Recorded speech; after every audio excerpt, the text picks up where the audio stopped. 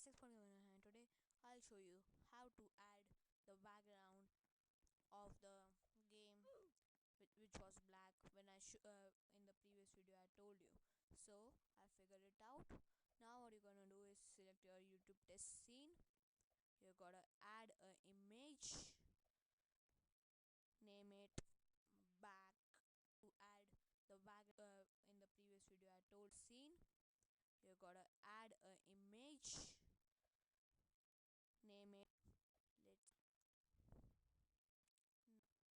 not load game and all do it that's got it.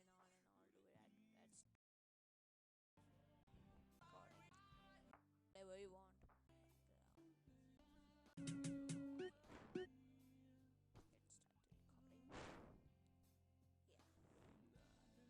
recording. Yeah. So start game, load game, mass. Yeah, there it is. And that you start the recording.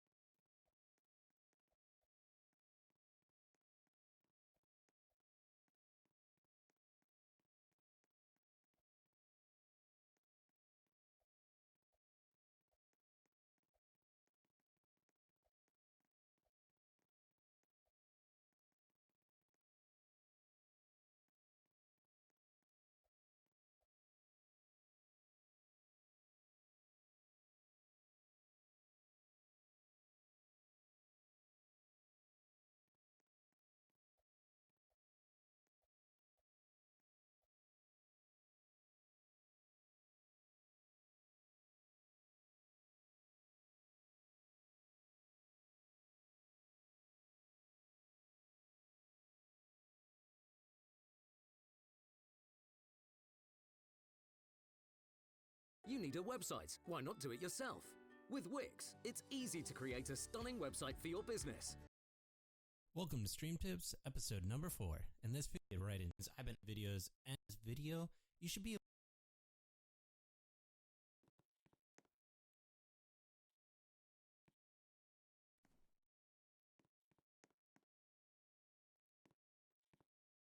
Photoshop. Well, for one, when I made mine, Photoshop was basically all that I used, and 2, it's very easy to do and can yield some great results with little effort. So like I said, if you know a little bit of Photoshop, you shouldn't have any problem following along in this video.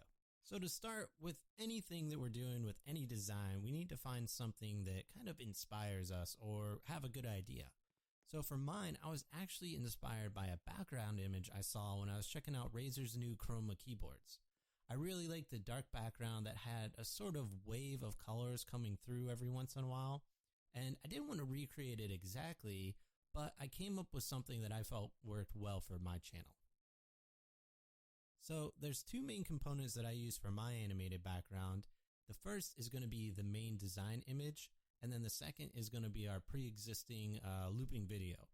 Now we're going to cover both of these, but to start, let's talk about my main design image. While this design might look a little bit complicated, it was actually quite easy to create. And this was due to some amazing free resources that I found on DeviantArt. The first was a set of tech brushes by ZDesign, and then the second was another set of tech brushes by Jero. So there's a lot of great resources out there on sites like DeviantArt. Just make sure to double check to see what sort of usage the creator allows. In the case of both of the ones that I use, the designers simply ask for credit to be given. And this is really the least we can do to thank them for stuff like this. Anyways, after I downloaded these brushes and brought them into Photoshop, I just took some time to make a nice black and white design.